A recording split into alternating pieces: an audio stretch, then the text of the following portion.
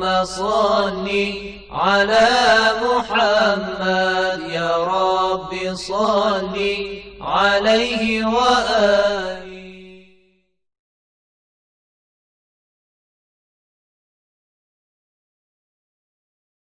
A'udzu billahi minasyaitonir rajim. Bismillahirrahmanirrahim. Alhamdulillahirabbil alamin wassalatu wassalamu ala rasulil azam Muhammadin sallallahu alaihi wa alihi wasallam wa ala ahli baitihi at-tayyibin at-tahirin wa ashabihi al-muntajibin. Aqulu lakum assalamu alaikum warahmatullahi wabarakatuh. Para pemirsa dan pendengar yang dirahmati Allah Subhanahu wa taala. Pada kesempatan yang lalu kita telah membahas satu dimensi yang kita bisa fahami dari dimensi tauhid, yaitu kita meyakini bahwa kepemimpinan hanya milik Allah Subhanahu wa taala. Dan kalau seandainya kepemimpinan hanya milik Allah, maka hanya Allah yang berhak menentukan siapa yang memimpin kita. Makanya muncullah satu pendapat dalam dunia teologi bahwa pemimpin setelah Nabi harus ditunjuk secara langsung oleh Allah melewati Nabinya. Pembahasan yang ingin kita sampaikan pada kesempatan yang baik ini adalah dimensi lain yang bisa kita fahami daripada tauhid dalam pengaturan. Dimensi tersebut adalah dimensi tauhid dalam perundang-undangan at-tauhidu fit tasyri'. Manusia adalah wujud yang tidak akan bisa hidup tanpa aturan. Terlebih lagi ketika kita melihat sisi sosial yang ada dalam diri manusia. Kehidupan sosial menuntut kita untuk memiliki aturan yang adil, aturan yang seimbang. Kalau kita melihat kepada komunitas perdalaman, komunitas yang memang mereka tidak memiliki atau tidak sejalan dengan perkembangan modern, mereka pun tetap memiliki aturan.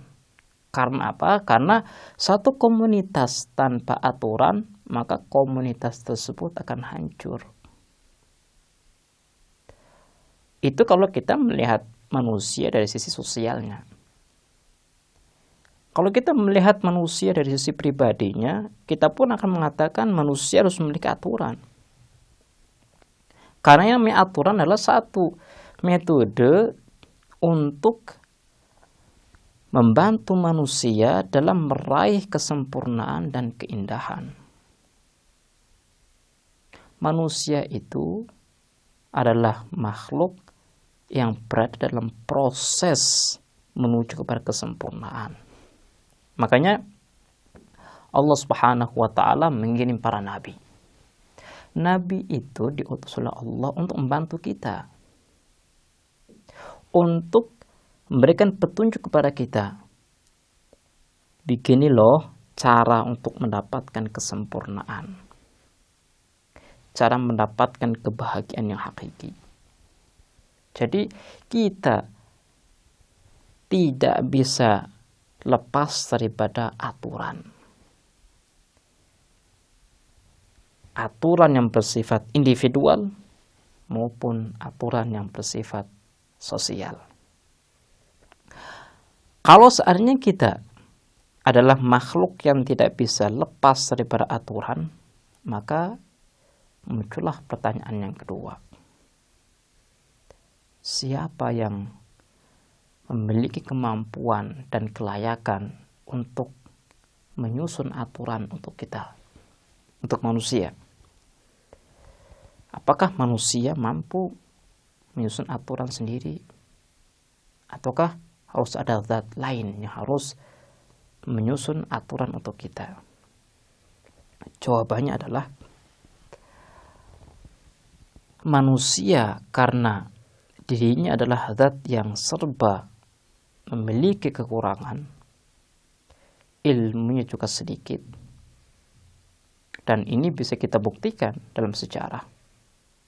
tidak ada seorang pun yang mengklaim bahwa aku telah mengetahui hakikat diriku. Tidak ada. Menyusun satu aturan itu akan benar kalau seandainya penyusun tersebut mengetahui objeknya. Objek terulah manusia. Menyusun itu tahu tidak hakikat manusia, mengetahui tidak tentang maslahat dan mudarat yang berhubungan dengan diri manusia. Kalau seandainya penyusun tersebut tidak mengetahui, maka penyusun ini adalah penyusun yang dusta. Karena tidak ada seorang pun yang bisa mengetahui hakikat dirinya secara sempurna, maka harus ada zat yang lain. Zat yang maha sempurna, zat yang mampu dan mengetahui hakikat diri kita, maslahat kita. Dan zat ini tidak kita dapatkan kecuali dalam diri Allah Subhanahu wa ta'ala. Kenapa? Karena Allah adalah pencipta kita.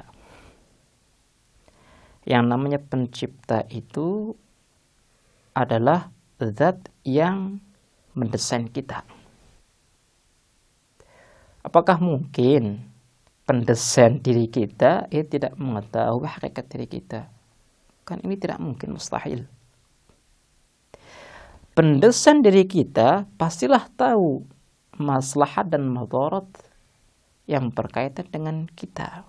Makanya Islam datang menjelaskan kepada kita bahwa zat yang paling layak dan mampu untuk memberikan undang-undang yang sempurna kepada kalian adalah Allah Subhanahu wa ta'ala, pencipta kalian, bukan diri kalian sendiri.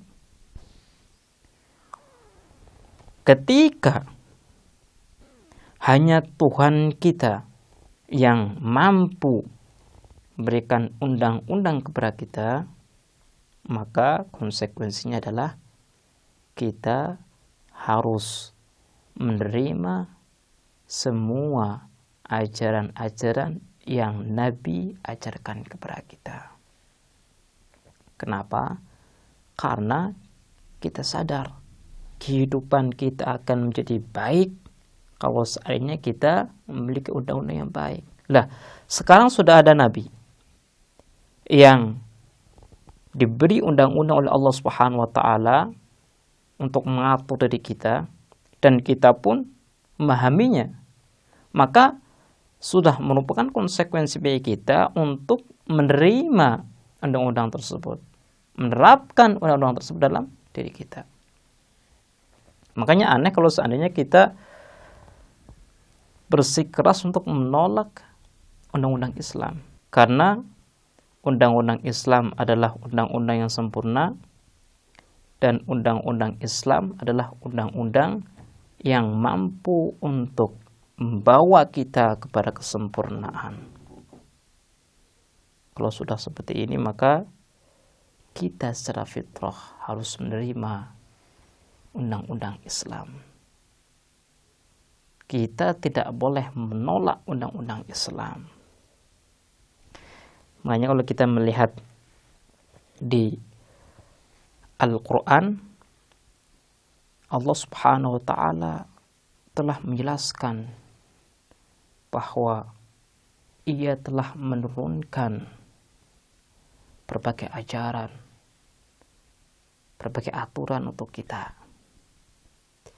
Allah Subhanahu wa ta'ala dengan tegas dan jelas mengatakan bahwa Nabi turun itu untuk menjelaskan ajaranku. Nabi turun itu untuk membantu kalian, wahai hamba-hambaku, supaya kalian bisa menjadi manusia yang sempurna. Jangan secara zahir, secara fisik manusia, tapi dalamnya adalah hewan. Kemudian muncul pertanyaan dalam benak kita, kalau seandainya yang membuat undang-undang hanyalah Allah, terus apa sih pekerjaan seorang yang ahli dalam bidang fikih? Kalau kita tanya kepada guru kita yang mengetahui tentang fikih, atau kepada marja rujukan kita yang mereka telah mendalami fikih, kita bertanya, apa sih hukum saya menghibah orang lain? Apa sih hukum saya memukul orang lain tanpa dasar kebenaran? Dia akan mengatakan ini haram. Muncul pertanyaan di sini, lah bukannya yang berhak untuk memberikan undang-undang Allah Subhanahu wa taala, tapi kenapa orang ini menghukumi kita? Kan begitu. Jawabannya adalah ulama-ulama kita yang ahli dalam bidang fikih, mereka tidak menghukumi, tapi mereka menyingkap hukum Allah dan menjelaskan kepada kita. Itu saja pekerjaan mereka. Jadi mereka bukan orang-orang yang menyusun undang-undang, tapi mereka menyingkap undang-undang yang Allah jelaskan kepada Nabi untuk kita.